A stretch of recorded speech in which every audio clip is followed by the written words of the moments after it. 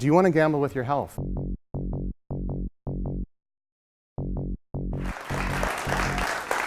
If you're not looking at your brain and you're not looking at your body and you're only using tips and tools from books and tapes and coaches, it's kind of like meditating and there being a house fire. You're going to continue to meditate. You're going to get out of the house, at least I am.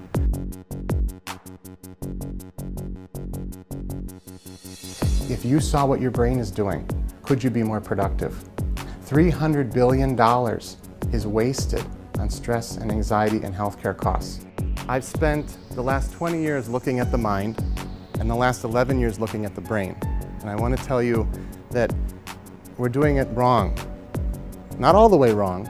We've got one of the three parts we need to understand the mind-brain-body connection. The field of psychophysiology is where I am coming from. We look at the mind, the brain, and the body.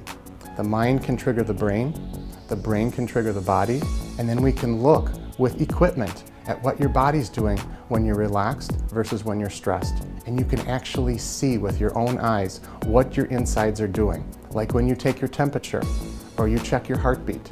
This is biofeedback in action. You've all done this, it's not scary. Put one hand on your abdomen, put one hand on your upper chest, and feel where the breath is. 9 out of 10, it's going to be in the upper chest. That means we get less oxygen in our lungs and we give less oxygen to our brain. When you breathe in more oxygen, you then tell your body, I'm taking control of you. Remember, thoughts trigger brain, trigger body. Spirituality and mindfulness is an excellent tool. I want you to imagine trying to be mindful in a building. It's quiet, you get into your state, and suddenly you smell smoke. That is your fight or flight response kicking in saying there is a danger. Our body locks up, our heart races, we sweat. But since I've studied the physiology angle at the doctorate level now, I understand that not only do you get the racing mind and the cold hands and the shallow breath, which gives you less oxygen to your brain, but your brain also takes a little break right when you need it. So doctors are guessing on symptoms and your brain is taking a break when you need to use it. Traditional medicine, as you know, you're handed a pill. Pills have side effects. There's also 7 different patterns of anxiety alone. How do you know which one you're getting?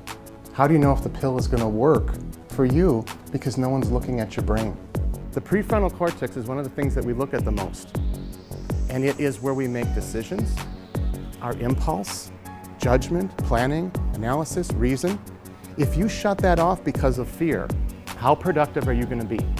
Now this enters the corporate world. How productive are you going to be in your relationships? It enters your family world. Are you going to maybe post something on Facebook and get canned because you weren't using your prefrontal cortex? We all have these fearful things, and when we live in it, we don't know we're in it. So do you want to play the odds of going off your symptoms? Do you want to look at the root cause and find out what's going on in your brain? My business was founded on a quote by Einstein. Problems cannot be solved with the mindset that created them. You're now all in trouble because you have a new mindset.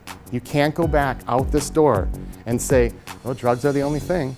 60% of the people that have anxiety are not being treated. My method, it's not a treatment, it's a training. If you learn how to self-regulate your brain and your body and your mind, you don't need a treatment anymore. Stop depending on a pill. Ditch the pill, learn the skill.